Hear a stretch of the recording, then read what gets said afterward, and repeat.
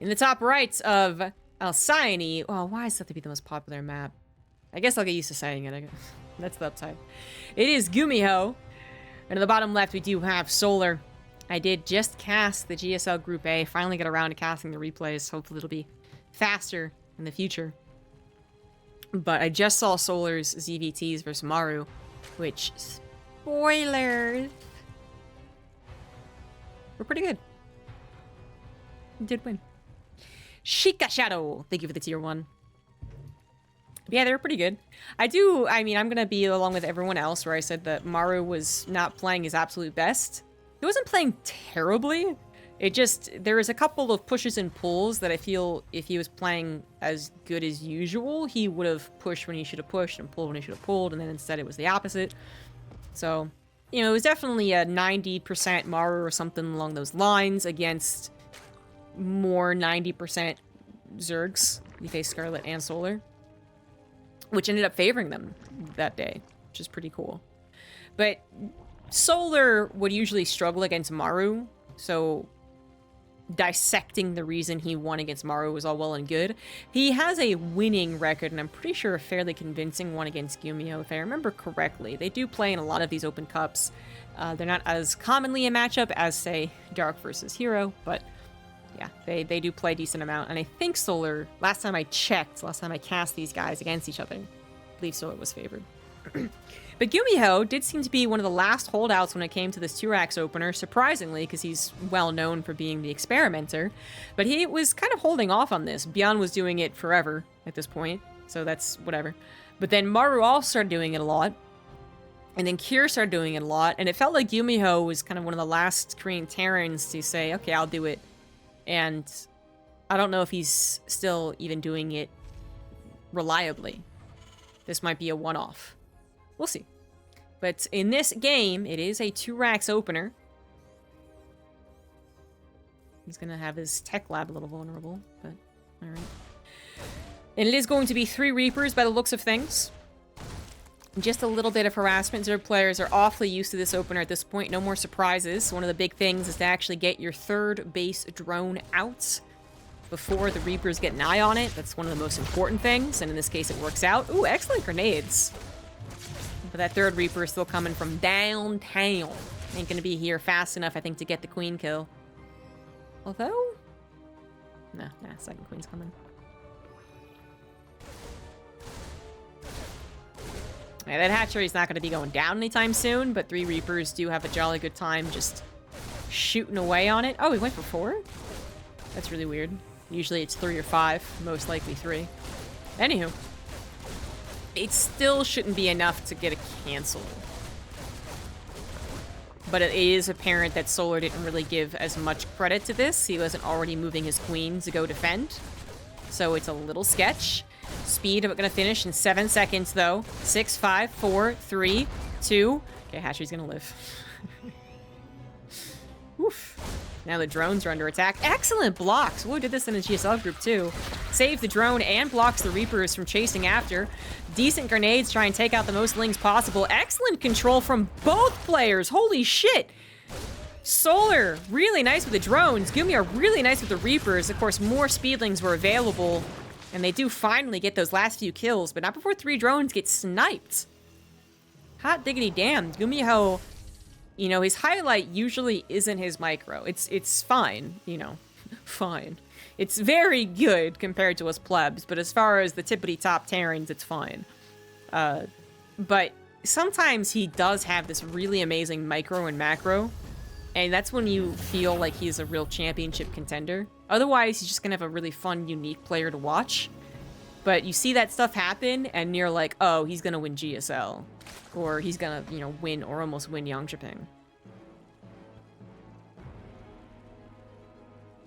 I will also admit there's a little bit of luck sometimes there, but that was pretty cool. That was pretty cool on both sides.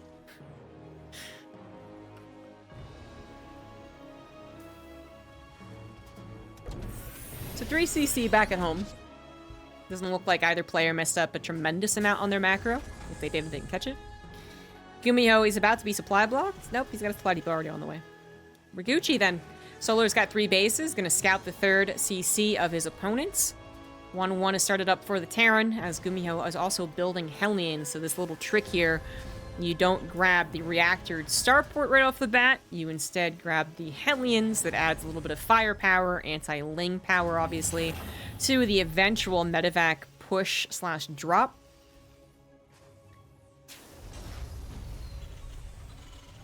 But you don't have a second medevac, so that's the trade-off.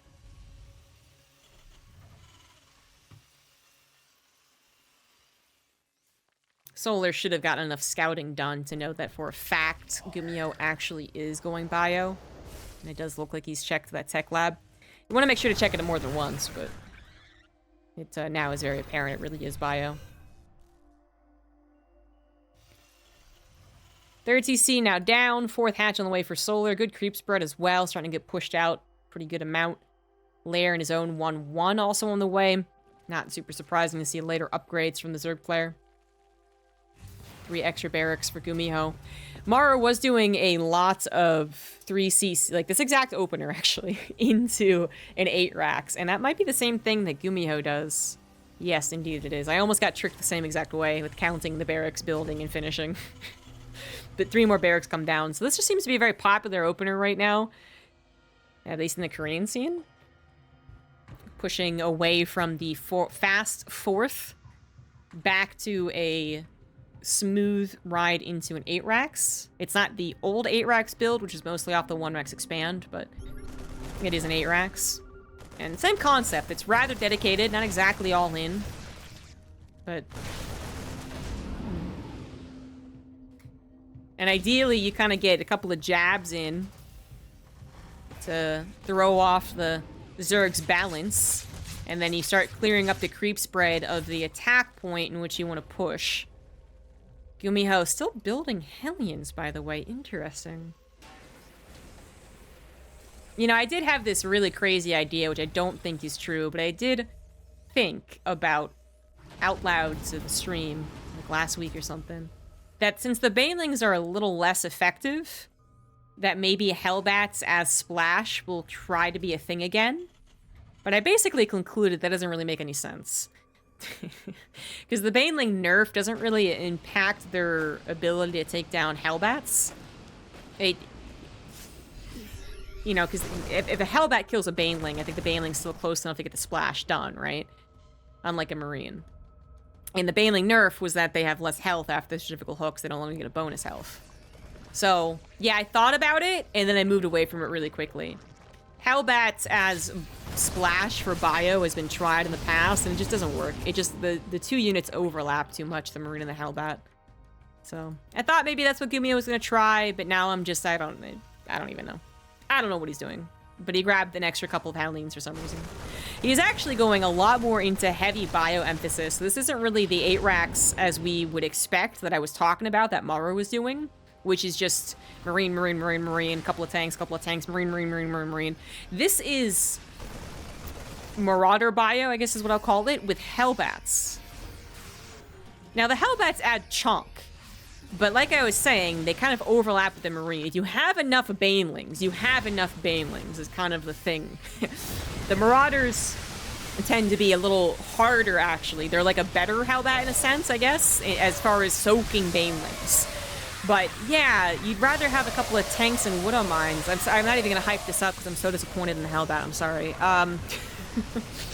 But yeah, that was not good. Well, I'm really glad that GuMiHo's trying this out for me, so I can just see it in action and know that I was correct.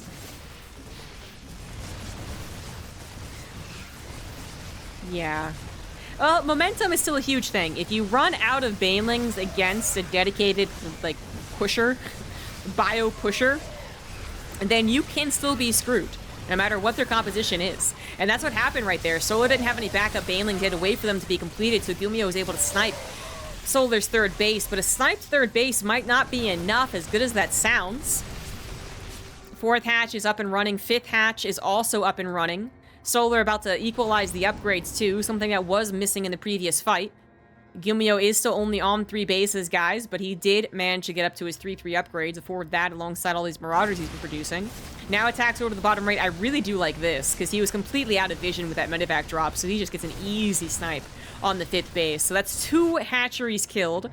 And GuMiHo's main attack didn't really look like it was all that convincing, but it really, it tired Solar out. The lack of follow-up Banelings has killed him, which is, I feel like, generally the way that 8-Rax kills Zergs. Is that they're like, oh no, no more Banelings. Oh.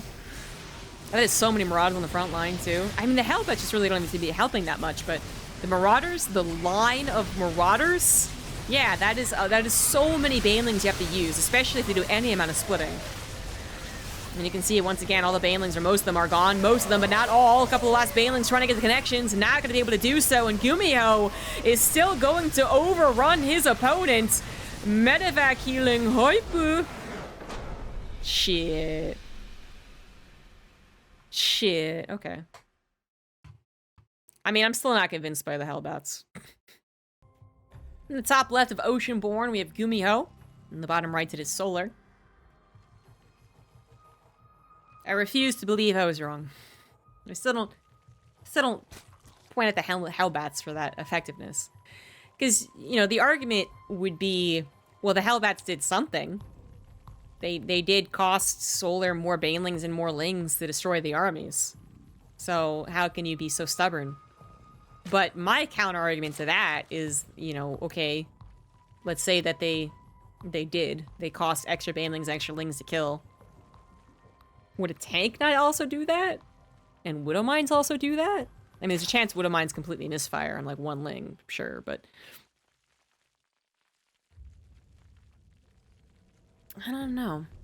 I don't know. Like I said, Hellbats have been experimented with before as the factory unit of choice.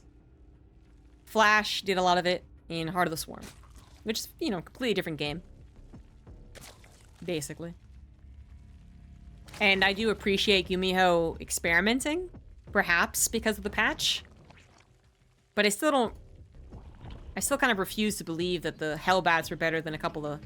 Not even a couple of Widow Mines, right? Because basically, you get as many Widow Mines as you get Hellions. The cost is roughly equivalent. Gas, the rare commodity, blah, blah, blah. But it's roughly equivalent. And would you really rather have 6 Hellbats versus 6 Widow Mines? Because imagine also being the Zerg player in that situation. Because that's the other thing, is that I keep saying that, like, these, like, the Marines and Hellbats kind of have, like, a crossover thing going on. They're the same thing, almost. One has Splash, one doesn't, of course. But there's also the effect of how a Zerg player engages those types of armies. So it's not even about how many units you have, which if you have enough, great. But it's also how you try and take those battles. With Hellbats, it really is just, okay, try to get a surround and swamp as you would if it was a pure Marine army. With Widow Mines, even if you get a full surround and swamp, there's always that chance that in the attempt to surround, you lose a chunk of your Lings. You want to try and pop as many Widow Mines off before you really take the battle. Tanks, kind of the same thing. You usually have to kind of dance around a little bit more and find some type of better positioning. Hellbats are really just, they're just kind of there alongside the Marines and Marauders. So... that's where I'm coming from. That's what I'm saying. Just, it's cool to see it added in, but I would still look at that and be like, well, Widow Mines are pretty good too.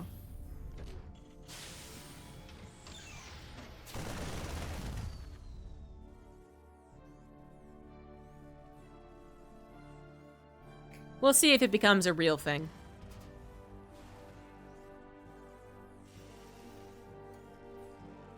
But the chunky 8-Rax, the Marauder-filled 8-Rax, already changes a little of how the Zerg player would respond compared to the mass Marine tank army.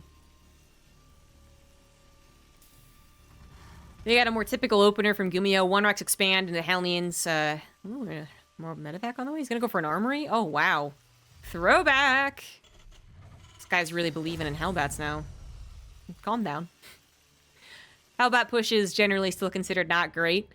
The only way they can be good is if they're complete surprise, which they're kind of scoutable. But GuMiHo made sure that there was no Overlord hanging around by lifting his barracks. Solar, I've said this before, Solar doesn't really have aggressive overlord positions all the time, because he's so used to, I guess, having them killed. In this case, it's kind of aggressive, I suppose. It's well placed to get a suicide scout, so it could see the armory, but it's pretty late to actually scouting. But you can also scout by the number of supply depots on the front, because that changes whether it's a 3cc or an attack. But that's something that Solar has actually scouted. Solar is going to be surprised by one of the faster iterations of a Hellbat attack. And that's how it works sometimes. The queens are not bulked up. Now they are, though. So just that little seconds is already a big difference for the Zerg defense. The medevac also tried to boost on top of what they thought were lonely queens, and then the other three appeared, so the medevac's almost dead, and this is completely ineffective.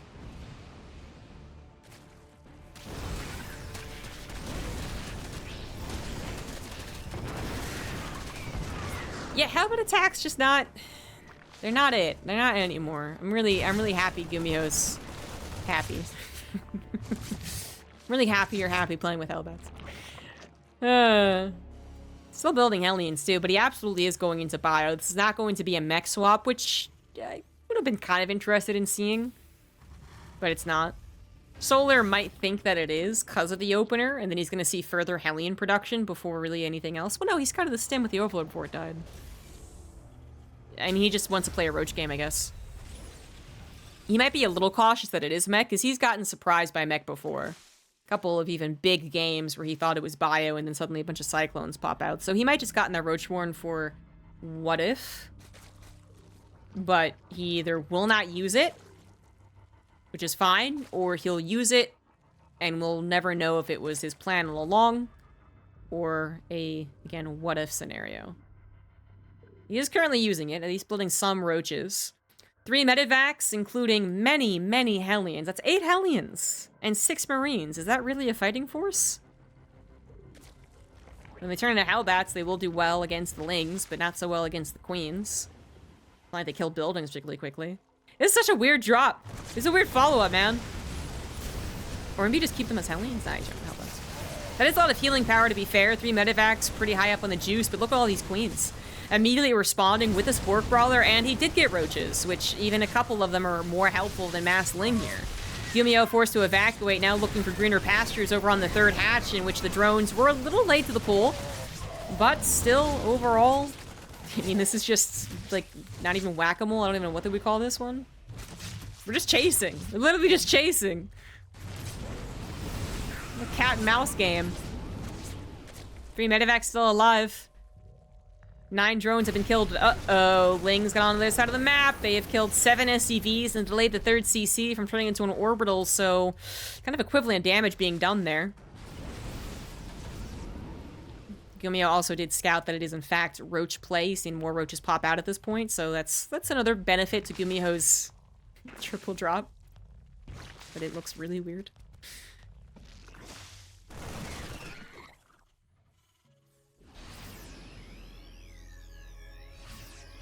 Alright then.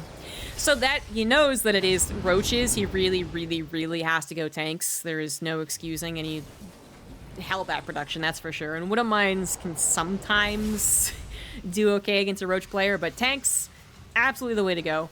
So in that way, that was a good scout. Hellions managed to transform well back into Hellions, so they can be used later on to run by, I guess. And you know, if they turn into Hellbats and they're frontline tankers for a roach push, that's not terrible. It's better than having them as Hellions, if it's going to be a fight. But it looks like GuMiHo wasn't expecting the fight so soon. Solar pushing long before his 1-1 is done. It's only just gotten halfway, but thinking he has an opportunity after the failure that it was GuMiHo's opener. And he's not exactly wrong.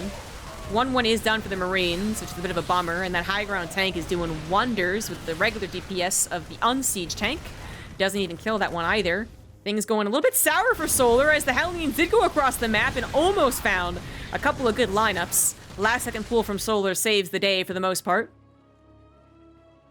But Solar is still going to be having his 1-1 push with even upgrades and the superior positioning on the 3rd, as GuMiHo has to be very, very careful with how he positions his tanks. With 2 entry points and a decent concave when they're past this. I mean, this is like not even that bad of a choke, right? And there's an even better concave when they're on top of it. It's just scary stuff. 40 supply difference has been overcome by Terrans against this Zerg army, but will it do so today? A lot more Marauders involved. Medivac's full of health, and Solar's army not quite maxed out. Here come the Lings reinforcing, though. That's going to help out. And the SCVs are going to be under fire. Solar maybe able to push this back to continue killing SCVs, but it doesn't look like he's about to overwhelm. A tank even being put more so on the front lines. There you have it. The 3rd CC will have to be lifted. And the SCVs get to repairing as well, so many of them will lose their lives, but it also looks like the bio will not be strong enough as the tank is trying their best to help out. The other tank does follow up.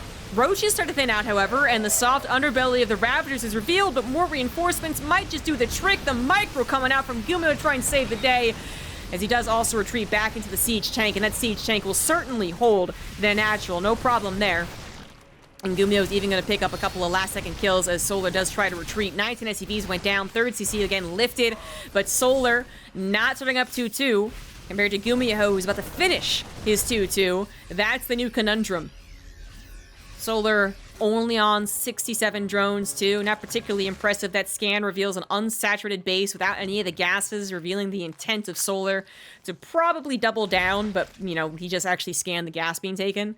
So, yeah, you know, it could be both, actually. I'm surprised that GuMiHo is so courageously moving out into the map.